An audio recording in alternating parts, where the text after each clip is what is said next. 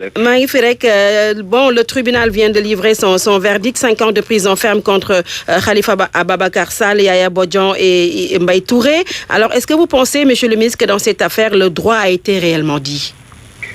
Merci beaucoup et je voudrais, avant de répondre à votre question, exprimer le sentiment qui anime tout Sénégalais face à la condamnation d'un autre Sénégalais et qui plus est un Sénégalais remarquable pour ses responsabilités et son engagement. Mais il ne s'agit pas de l'identité de X, Y ou Z. Dans cette affaire, ce qui a été dit, c'est qu'il y a un certain nombre de vérités qui ont été rétablies. La première des vérités, il ne s'agissait pas du procès Khalifa Sall. Il s'agissait en l'occurrence du procès de la ville de Dakar, puisque suite à une inspection, il y a eu des irrégularités dans la gestion financière de la ville de Dakar. Et c'est tout heureux aujourd'hui qu'on mette des noms sur des co-inculpés, puisque je pense que sur la période qui a précédé le procès, on ne parlait que d'une seule et même personne. Et aujourd'hui, on parle de Mbaye Touré, on parle de Bodian. Donc c'est une affaire qui concerne la ville de Dakar. Donc ce n'est pas une affaire contre Khalifa Sall ou X, Y ou Z. Donc ça, c'est un premier point. Le deuxième point important, c'est qu'à cette phase de la procédure judiciaire, nous sommes arrivés à l'instance de jugement.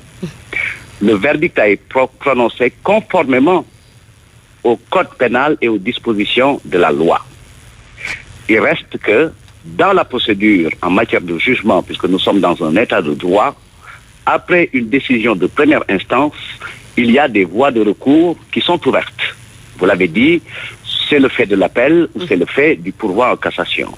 Donc, ce qu'il faut retenir pour l'opinion, c'est que cette affaire qui a été polluée par des atours politiques ou politiciens, on doit se rendre compte que pendant toute l'affaire, les magistrats n'ont interrogé les inculpés absolument pas sur des questions politiques. Il s'agit d'actes de gestion et de deniers publics qui ont été manipulés dans le sens précis où on est entré en jouissance de ces ressources par des fausses factures, un système de fausse facturation, puisque l'avocat Netissé vient de le dire.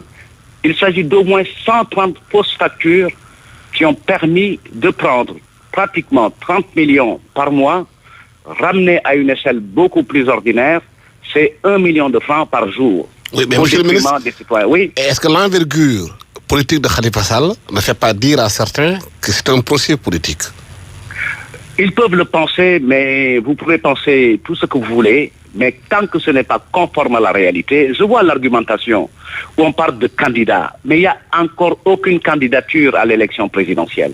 On peut considérer et noter qu'il y a des ambitions que tout Sénégalais peut avoir pour être candidat à une élection présidentielle. Mais je crois qu'en toute objectivité, les séquences de candidature ne sont pas encore ouvertes. Et ce n'est pas parce qu'on a un manteau politique qu'on ne peut plus être sous l'autorité de la loi. Si c'est ça la réalité, on n'est pas dans un état de droit. Donc, il y aurait pratiquement une sorte d'immunité pour tout homme politique et une licence pour faire tout ce qu'il voudrait. Mais certaines personnalités du pouvoir aujourd'hui auraient des dossiers au niveau de l'OFNAC et dans d'autres structures de l'État, mais elles n'ont pas été convoquées devant la justice. Vous savez, dans un état de droit, il y a une seule autorité, qui est la justice, qui est habilitée à rendre la justice au nom des Sénégalais, qui est habilitée à inculper, à condamner ou à blanchir. Aucune autre personne n'a compétence pour cela. Tout le reste n'est que spéculation et conjecture, et je pense que ce n'est pas utile par rapport au renforcement de l'état de droit. Il y a eu beaucoup de pollution autour de cette affaire. Mais est-ce que la démission du juge Ibrahim Dem et la sortie du président de l'UMS aujourd'hui, en parlant de justice aujourd'hui qui n'a pas la capacité d'être indépendante, ne pose pas des problèmes dans la gestion de la justice dans ce pays? Moi, je ne vois pas de problème spécifique en termes d'indépendance, puisque j'ai une conception de l'indépendance de la justice qui est conforme à ce qui est prescrit en matière de séparation et d'équilibre des pouvoirs.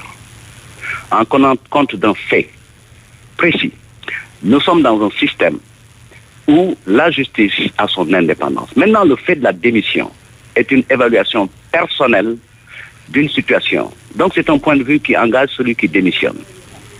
Le deuxième élément, quand on a un avis sur la justice, Moi, j'ai suffisamment de respect pour les magistrats de notre pays qui exercent en toute loyauté. Il faut que les gens se considèrent que la justice n'est pas rendue à partir du point de vue de X, Y ou Z, elle est rendue du point de vue de ce que prescrit la loi et de l'intime conviction du juge. Oui, sauf que, monsieur le ministre, nous avons entendu un des partisans du maire de Dakar dire tout à l'heure qu'ils vont continuer à mener le combat au plan judiciaire, mais également au plan politique, parce qu'ils pensent que tout ceci, c'est pour écarter un candidat en direction de la présidentielle de 2019.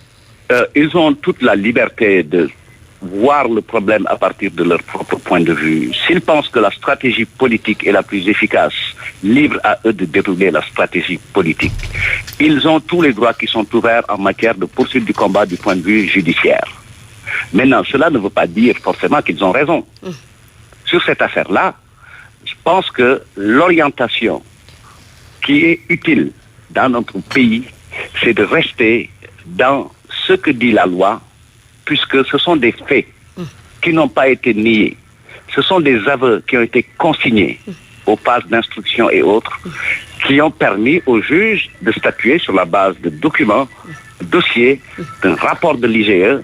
Et à partir de ça, le droit sénégalais a été dit, puisqu'il y a une option, qui n'est pas d'ailleurs l'option du président Macky Sall, puisque les textes de loi qui ont permis de juger en première instance cette affaire sont dans le code bien avant l'arrivée du président Macky Sall. Il s'agit de détournement de deniers publics avec les rigueurs de la loi, puisque l'option du Sénégal, c'est de consolider une gouvernance vertueuse, transparente, oui, avec le respect. Sauf que le délit de détournement de deniers publics n'a pas été retenu contre Khalifa Sall. Escroquerie et usage de faux.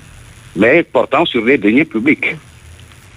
Portant sur les deniers publics. Oui, mais il y a une nuance entre détournement et escroquerie. Mais bon... mais ça porte sur les deniers publics.